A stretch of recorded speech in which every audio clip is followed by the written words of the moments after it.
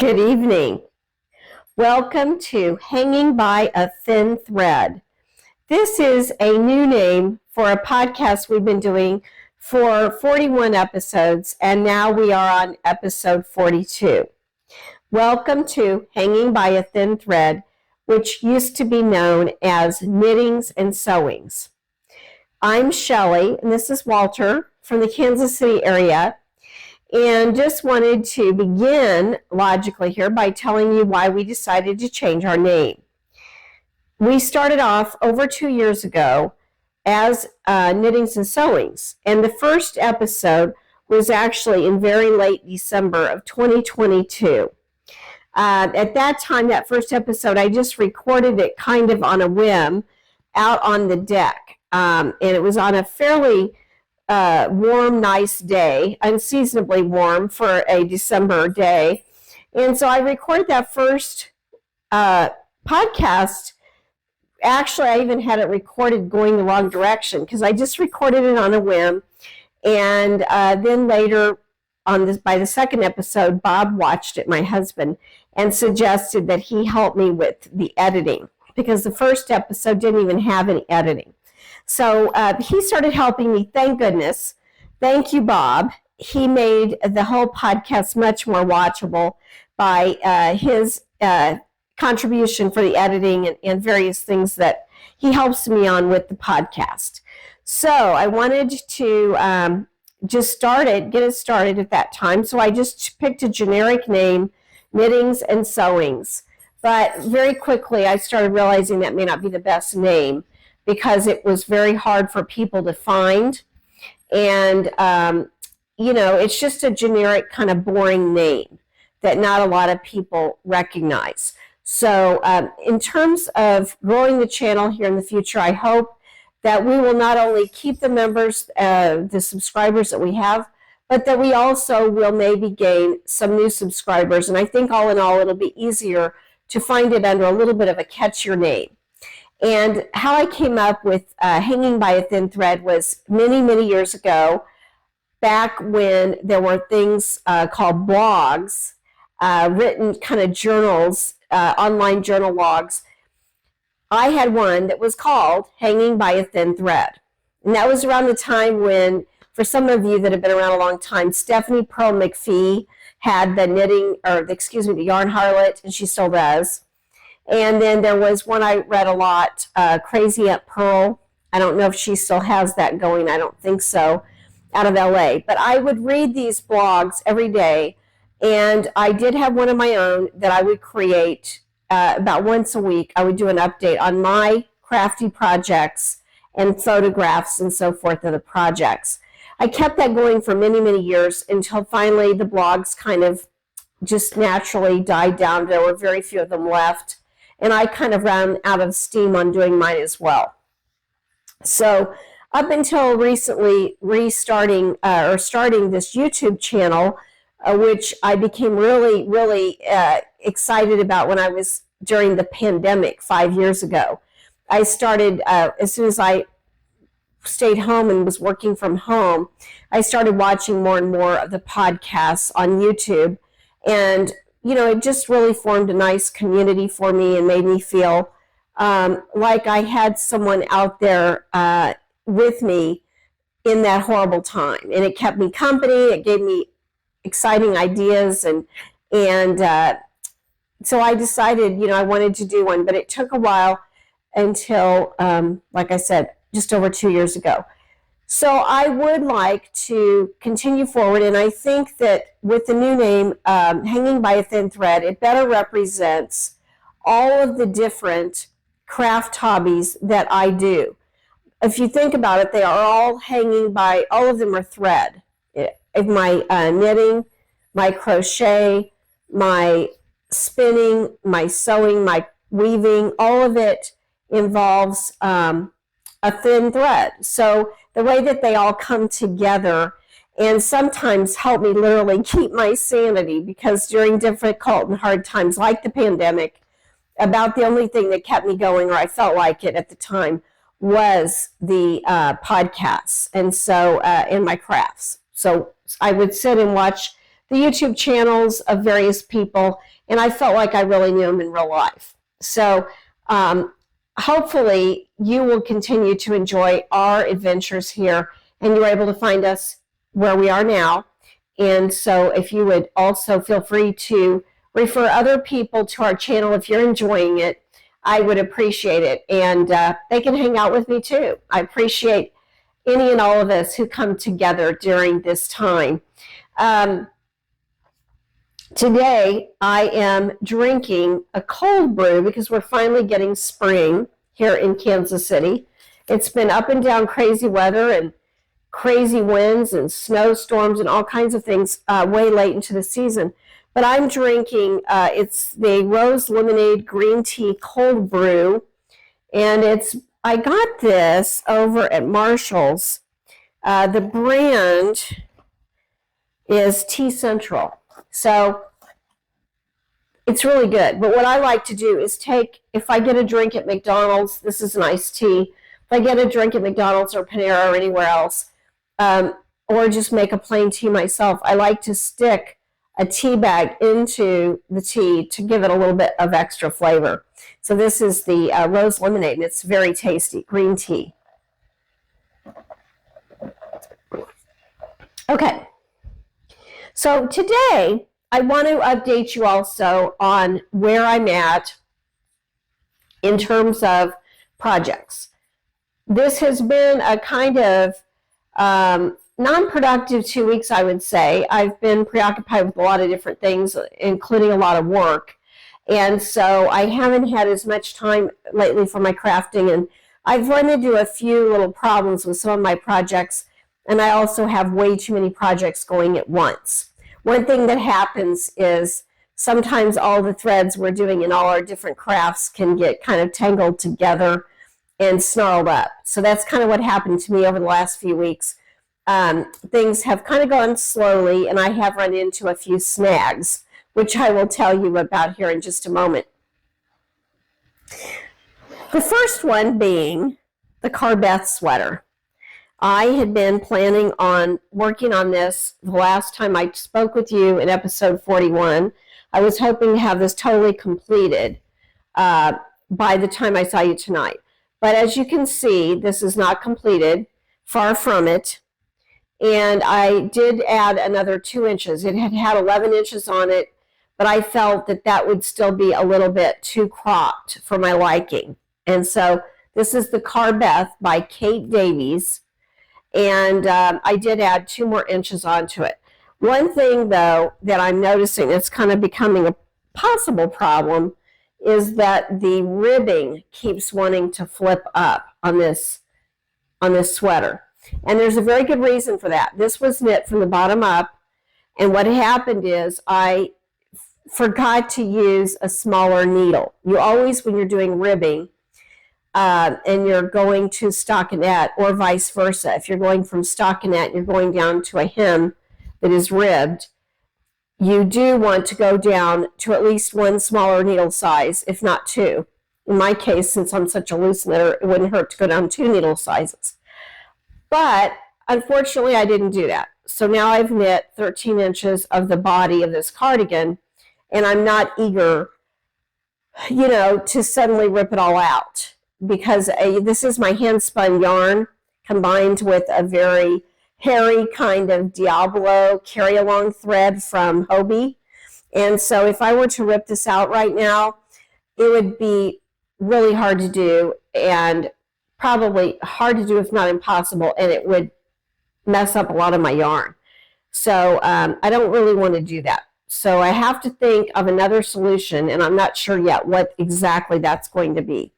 I do have the 2 arms finished. When I was with you last time, I had 1 sleeve finished, but now I have both sleeves completed. And the lines you see there are lifelines to make sure that I have the same size. And of course, I kept little tick marks to make sure I had the same number of rows and so forth. But the next step in this process will be to combine the sleeves with the body of the sweater. And I will be doing that very soon, but I am concerned about the flipping up of the hem problem. So I don't know if that is going to be a problem. or what I will do about that. But at any rate, this project has taken way longer than it should have because I've just kind of set it aside, wondering what I'm going to do about the hem flipping problem. And it just kind of helped me lose my enthusiasm for it, I think. We were supposed to have this sweater completed by April 6th when our knitting group gets back together again and wears our sweaters that we were all doing for the knit along. We each could pick our own sweater. We aren't doing the same one. We can all pick whatever one we want to work on.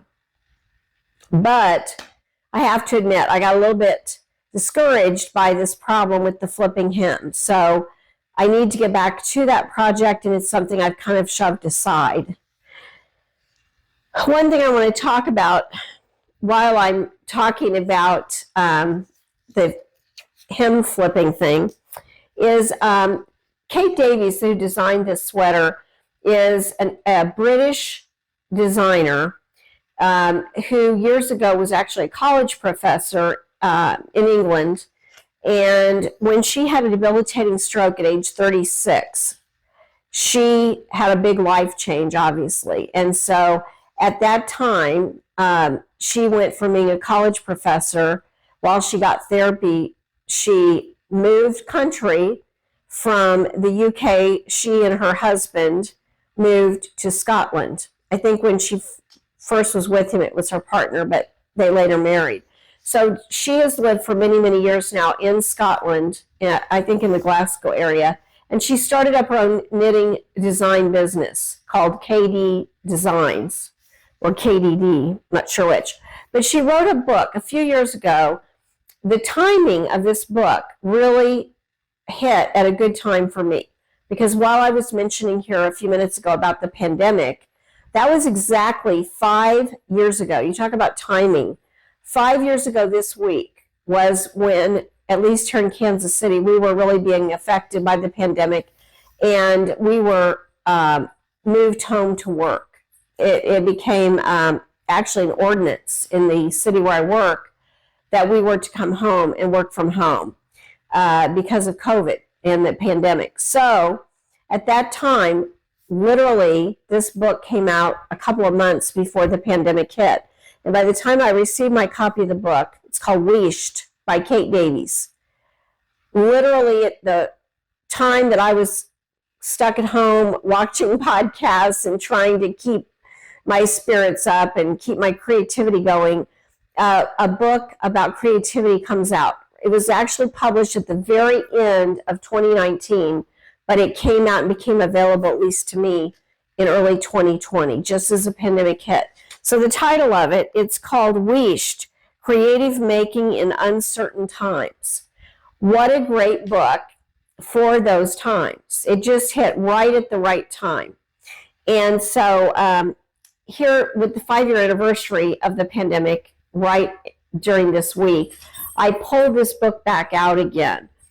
And it reminded me of how much I enjoyed the book. And there are 12 chapters in it. All of them give a little bit of insight into another layer of enhancing one's creativity. It's a short book. It's easy to read, very insightful. And so I wanted to mention this book. I don't know how readily available it is nowadays, but there are probably some used copies available. But also, if this isn't a book you can easily get, you might pick up any book on creativity. But the overall theme is creativity, and I think the thing that I took away from it was that she has kind of an unconventional way of looking at creativity.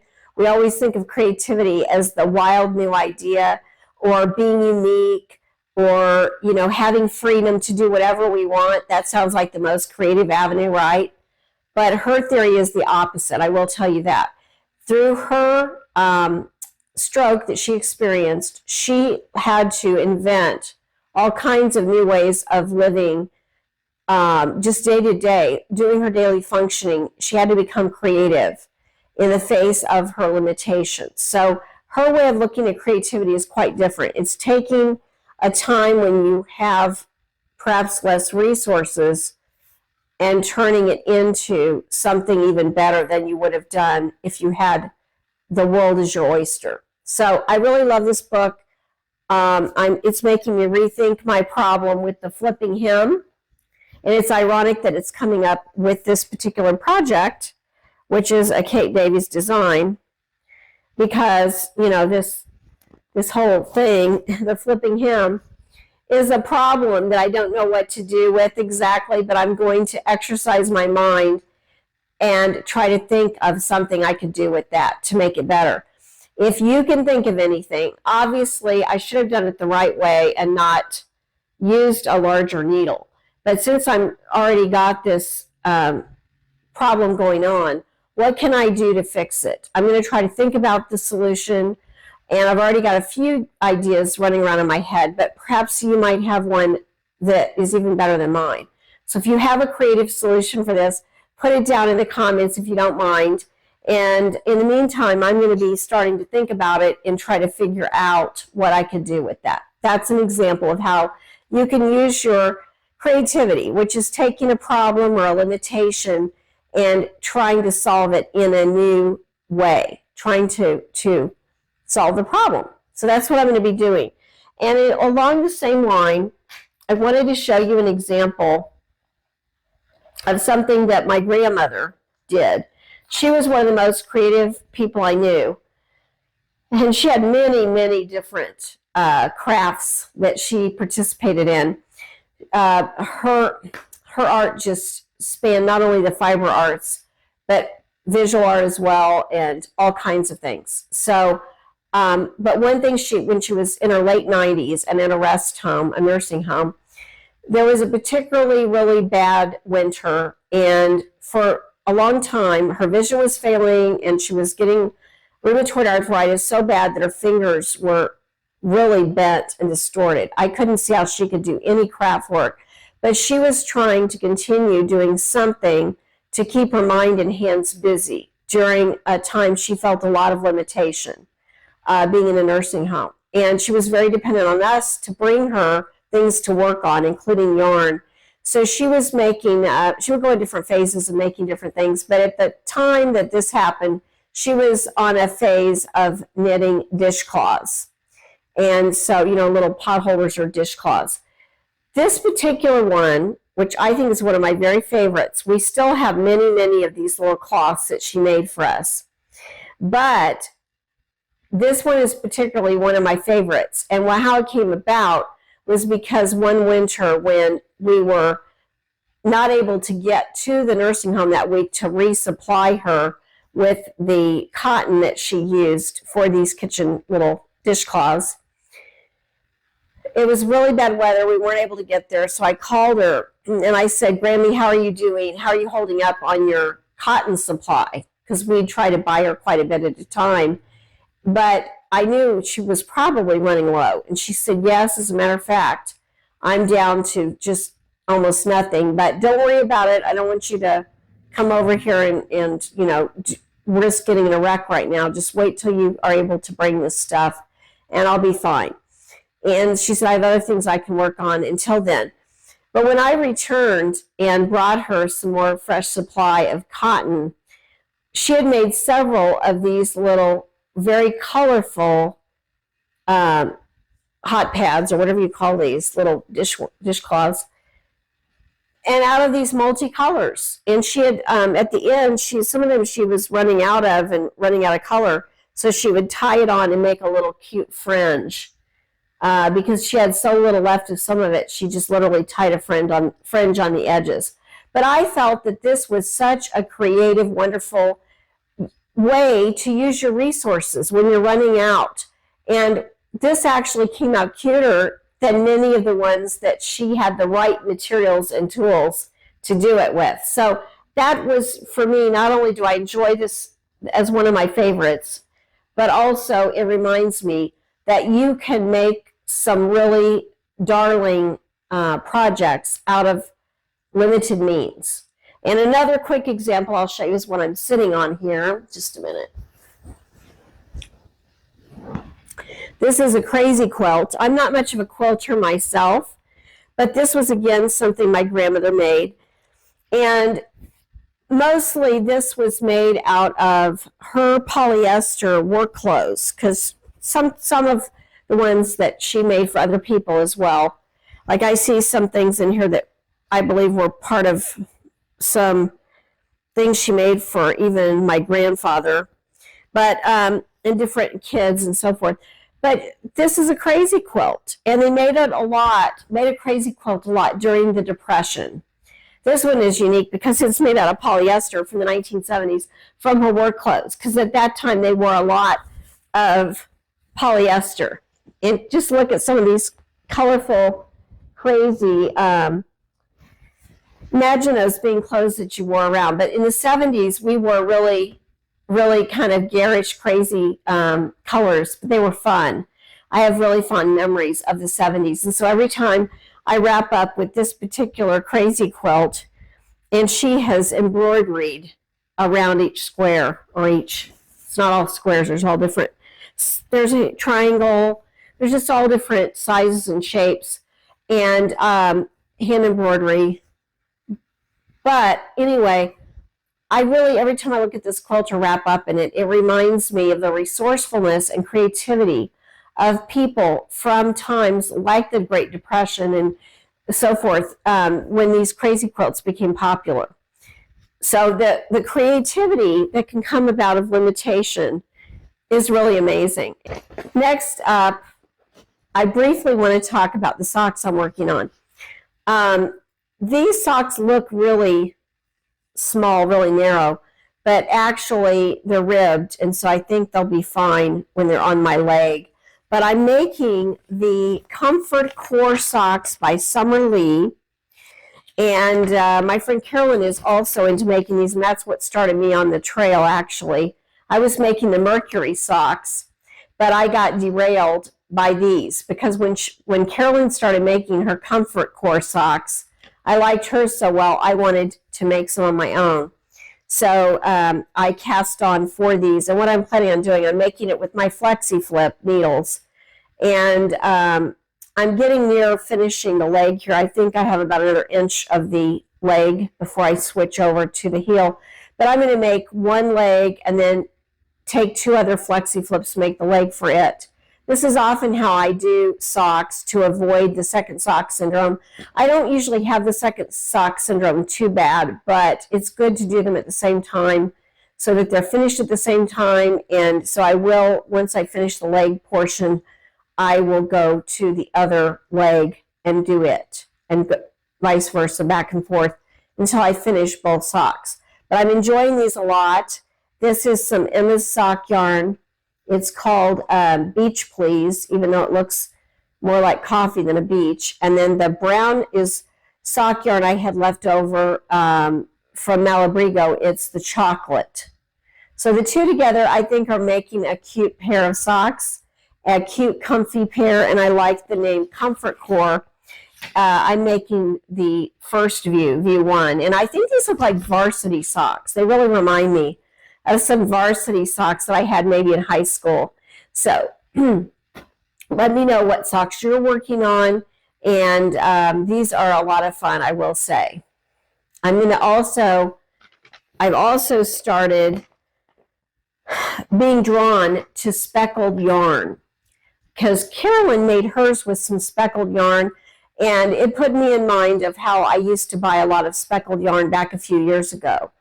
And so I definitely want to get more of that. I ordered one sock skein that I thought was really cute of a speckled set I saw on Etsy. And in general, I'm just being really attracted to speckly yarn. And so let me know what yarn is drawing you right now in terms of sock knitting. I would love to hear about what you're enjoying and what socks that you have cast on. Finally, I want to mention that I will be going to a fiber festival this summer. Sometimes I go to the FiberU, which is held each year in Lebanon, Missouri. It's near Springfield, Missouri. If any of you are in the Midwest, you're welcome to check it out. I will put a link below. this year I'm going to be taking several classes. Sometimes I just take 1 or 2 classes and go to the vendors and hang out with my friends. But this year I am going to take 4 classes. One of them will be on transforming a sock tube into socks. And then on Saturday afternoon I'll be taking chair caning.